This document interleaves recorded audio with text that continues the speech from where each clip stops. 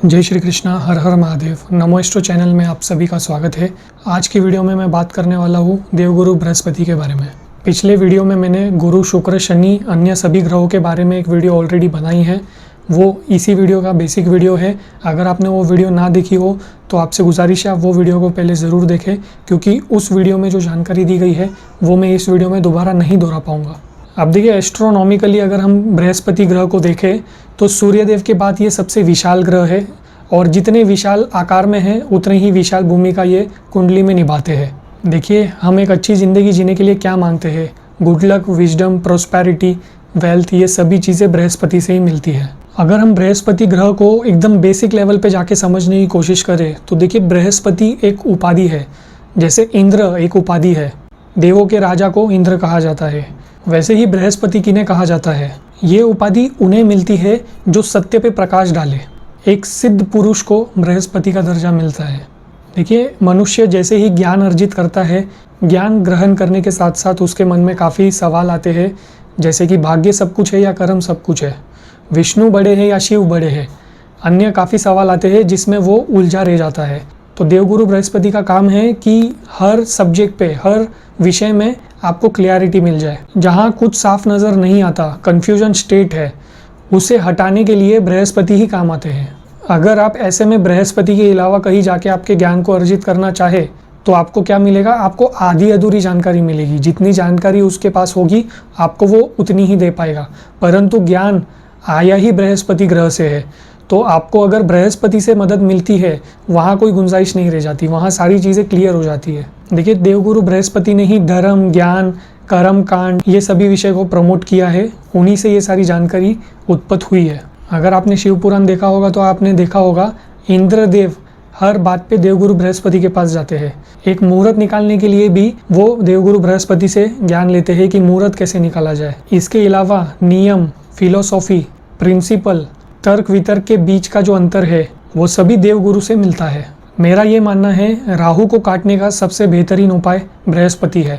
देखिए, राहु का क्या काम है? राहु आपको कंफ्यूज्ड स्टेट पे ले जाता है। राहु आपको भ्रमित करने का काम करता है, और जब आप कंफ्यूज स्टेट पे पहुंच जाए, वहां से निकालने का काम केवल बृहस्पति ग्रह कर सकते हैं। तो इसे आप समझिए बृहस्पति कितने इंपॉर्टेंट है।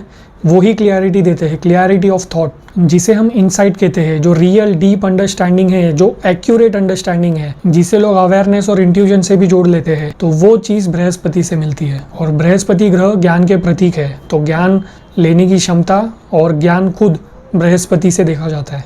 अब जब मैं कुंडली में जुपिटर को देखता हूँ तो मैं उसे कैसे देखता हूँ? एक डिवाइन ब्लेसिंग के रूप में देखता हूँ। वो जिस ग्रह को देखेंगे वो ग्रह आपकी मदद करेगा। उदाहरण के तौर पे अगर मैं कहूँ, राहु को पंचम दृष्टि से बृहस्पति ने देख लिया तो राहु की जो क्वालिटीज़ है वो आपके मदद के लिए आ जाएगी। एग्जाम्पल के तौर पे राहु मटेरियल चीज़ें है, डेटा, फैक्ट्स, फिगर्स है, तो आपको हमेशा मदद जो मिलेगी वो मटेरियल चीज़ों से मिलेगी। अगर राहु की जगह केतु को अगर वो दृष्टि डालते हैं या साथ में रहते हैं तो उस व्यक्ति को मटेरियल चीज़ों से हेल्प नहीं मिलेगी, उस व्यक्ति को अंदर से मदद मिलना शुरू हो जाता है, इंट्यूजन से मदद मिलता है, अंदर ही उसके सारे जवाब मिल जाते हैं उसे।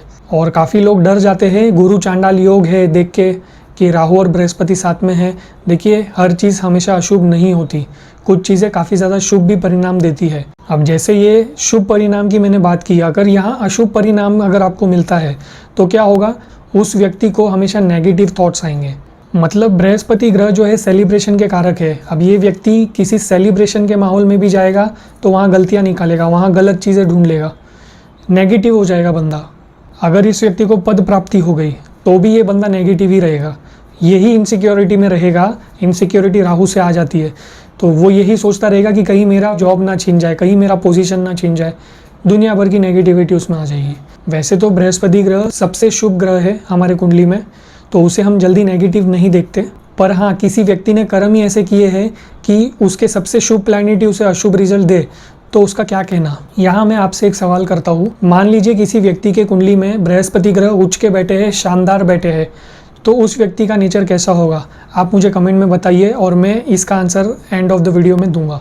अब देखिए, शास्त्र अनुसार बृहस्पति ग्रह को जीव कारक कहा गया है। तात्पर्य ये है कि बृहस्पति हमारे प्राण है, जीव कारक, जिससे जीवन आरंभ हो सके। और इसी कारण संतान के लिए भी बृहस्पति ग्रह को देखा जाता है। अब ज्योतिष शास्त्र में ये अकेले ग्रह है जो आकाश तत्व को रूल करते हैं। आकाश तत्व का मतलब है स्पेस, ईथर एलिमेंट। अब मैंने एक वीडियो में समझाने की कोशिश की थी कि शिवलिंग को कैसा देखा जाए, तो मैंने उसी वीडियो में बताया था माँ प्रकृति स्पेस है, जिसमें वो शक्ति है, वो शक्ति रूप है जो हर बीज को पनपने का मौका देती है। और इसका इंपॉर्टेंस मैं ऐसे भी देखता हूँ, देखिए space is equal to time, और मैं टाइम को प्रेजेंट बोलता हूँ।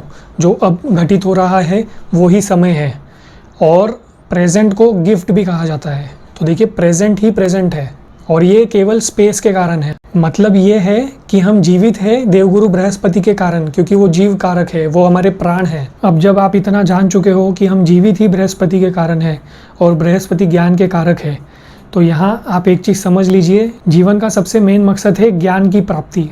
आचार्य चाणक्य कहते हैं जिस व्यक्ति ने अपने ज्ञान की वृद्धि ना की वो धरती पे बोझ है, उसका जीवन व्यर्थ है। ज्ञान ही आत्मा की वृद्धि करता है, और ज्ञान और जीव दोनों बृहस्पति ग्रह से आता है। अब बृहस्पति को हम हमारे आसपास कैसे देखें? देखिए बृहस्पति हमारे धर्म है, धर्म स्थल है, मंदिर का स्थान बृहस्पति से देखा जाता है। ब्राह्मण और गुरुओं को बृहस्पति के रूप में देखा जाता है, शिक्षकों को बृहस्पति के रूप में देखा जाता है जो हमें ज्ञान दे रहे हैं।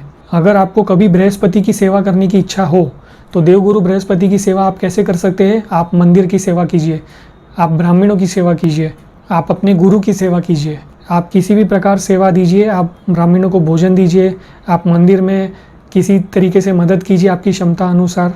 अपने गुरु के वचन का पालन कीजिए, अपने टीचर्स की रिस्पेक्ट कीजिए। आप कोई भी उम्र में हो और आपके जितने भी टीचर्स हो उन्हें हमेशा रिस्पेक्ट दीजिए। अगर उनसे कभी आपकी मुलाकात हो जाए तो आपको उन्हें रिस्पेक्ट देना बनता है। और शास्त्र अनुसार अगर आप समझे तो बड़े भाई से भी धर्म की प्राप्ति होती है, और बृहस्पति ग्रह बड़े भाई के भी कारक है। आप बड़े भाई से भी अच्छा व्यवहार रखिए, उनकी आज्ञा का पालन कीजिए, आप उनमें पॉजिटिव चीजें देखने की कोशिश कीजिए, उनमें मर्यादा पुरुषोत्तम राम की आकृति को देखने की कोशिश कीजिए, उनमें जो सात्विक ज्ञान है, उनमें जो अच्छे प्रिंसिपल्स है वो आपको जरूर लेने चाहिए।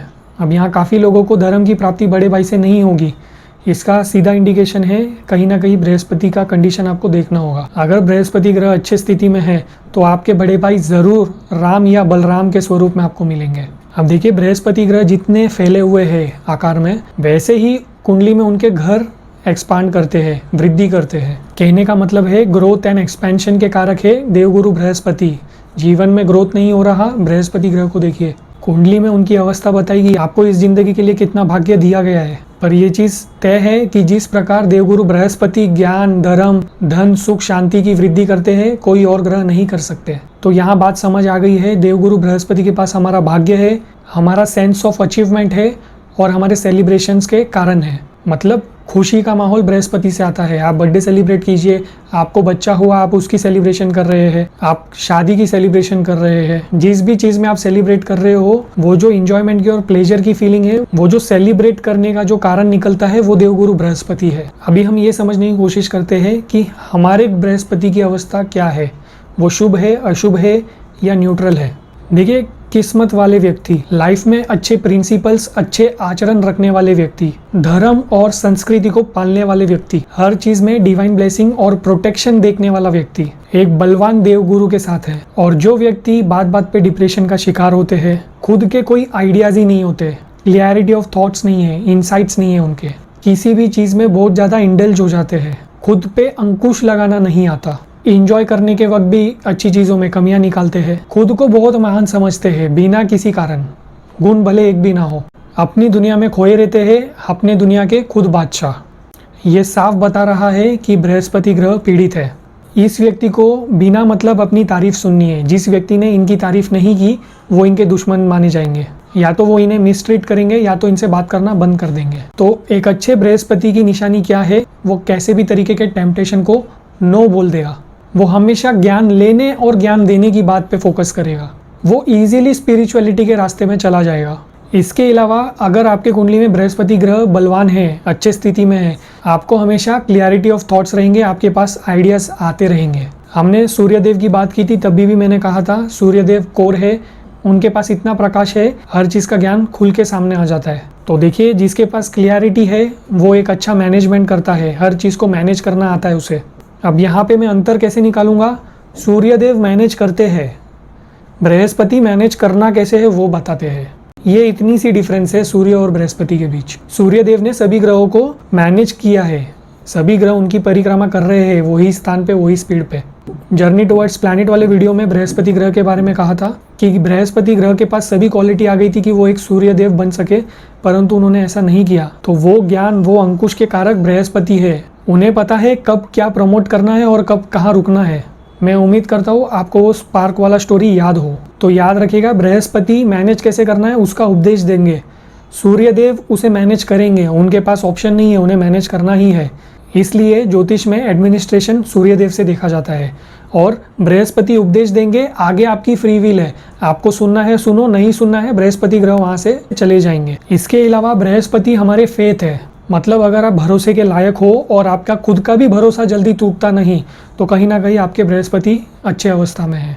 अब बृहस्पति को धर्म से जोड़ा गया है। अगर आप एक ही धर्म पे सीमित रहते हो तो आपके बृहस्पति स्ट्रांग है। अगर आप अपने धर्म पे शंका करते हो, आप दूसरे धर्म में कुछ ढूंढने की कोशिश कर रहे हो, तो यहाँ बृहस्पति कमजोर अवस्था में है। देखिए, नॉलेज लेना अलग बात होती है, मगर मैं फेथ की बात कर रहा हूँ। आपके ऊपर फेथ ही नहीं है आपके धर्म को लेके, तो बृहस्पति धर्म के कारक है। अगर आपके पास धर्म नहीं है, आपके पास बृहस्पति की आशीर्वाद नहीं है।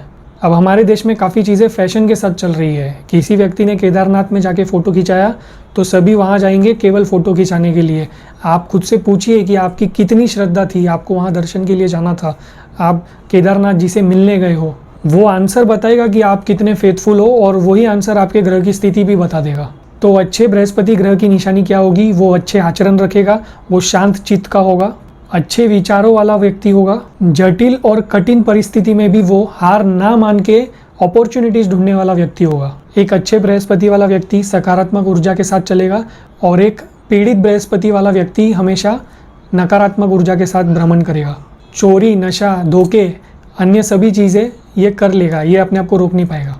और जिनके बृहस्पति अच्छे हैं वो इन चीज़ों से रुक जाते हैं, उन्हें पता है ये सारी चीज़ें काम की नहीं है। तो दोबारा से समझ लीजिए, अगर कोई व्यक्ति कंफ्यूज्ड स्टेट में है, उसके पास बिल्कुल कुछ जानकारी नहीं मिलती, उसे क्या सही है क्या गलत है, वो बोलता है मेरे पास क्लियरिटी नहीं है, क्या करूं, तो उसके बृहस्पति ग्रह को मजबूत करना होगा। अब बृहस्पति को हमने समझा एक्सपेंशन के कारक है। जिसके पास क्लियरिटी ऑफ थॉट नहीं है वो कभी एक्सपांड नहीं करेगा। बृहस्पति आपकी लाइफ के पर्पज़ है। जिसके लाइफ में कोई गोल या पर्पज़ ना हो उनके भी बृहस्पति स्ट्रांग नहीं है। इसके अलावा जिस व्यक्ति को दादा का प्यार ना मिला, 8 साल की उम्र के बाद अगर आपको दादा का प्यार ना मिला तो समझ लीजिए बृहस्पति ग्रह कमज़ोर है। अगर आपको आपकी फैमिली में सही इज्जत, सही मान प्रतिष्ठा नहीं मिलती, आपके बृहस्पति ग्रह कमज़ोर है। अगर आपके परिवार में ज़्यादातर लोगों को ब्रीदिंग प्रॉब्लम है, सांस लेने की समस्या है, तो ये भी एक कमज़ोर बृहस्पति की निशानी है। और अगर आपके गोल्ड बार बार गुम जाते हैं या आपको गोल्ड बेचना पड़ता है तो ये बहुत ही कमज़ोर बृहस्पति की निशानी है। इसके अलावा पीछे के नीचे के हिस्से के बाल अगर आपके झड़ते हैं, निकल जाते हैं, वहाँ आपके हेयर ग्रोथ नहीं है, तो आप समझ लीजिए बृहस्पति कमज़ोर है। और अंत में मैं ये कहूँगा कि जिसके बृहस्पति ग्रह मजबूत है उसे भाग्य, धन, ज्ञान, संतोष और विनम्रता की प्राप्ति ज़रूर होगी। मैं आशा करता हूँ आज की दी गई जानकारी आपके काम आए। अगर आपको ये वीडियो पसंद आया तो इसे लाइक और शेयर ज़रूर कीजिएगा। और मैंने एक सवाल किया था कि बृहस्पति अगर किसी के कुंडली में उच्च अवस्था में है, बहुत ही शानदार बैठे हो, तो वो व्यक्ति किस नेचर का आपको दिखेगा, तो उसका आंसर मैं आपको बताना चाहूँगा। देखिए, जिसके गुरु ग्रह बहुत अच्छी स्थिति में बैठ जाए वो नॉर्मली एक्स्ट्रा ऑर्डिनरी काम कभी नहीं करेगा। अभी ये कंप्लीट स्टोरी नहीं है, एक शॉर्टकट बता रहा हूँ। अच्छे बृहस्पति का क्या मतलब है? वो लेगेसी जीने आया है, सब साथ लेके पैदा हुआ है, भाग्य में ज्ञानी है, ज्ञान में संतुष्ट है, परेशान होने थोड़ी आया है।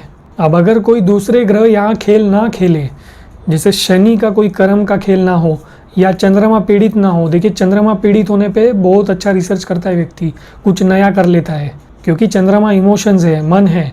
मन विचलित हो तो क्या करेगा? वो सॉल्यूशन की ओर भागेगा, कुछ ढूंढेगा। मैंने बहुत सारे अच्छे एस्ट्रोलॉजर के कुंडली में चंद्रमा को नीच का पाया है।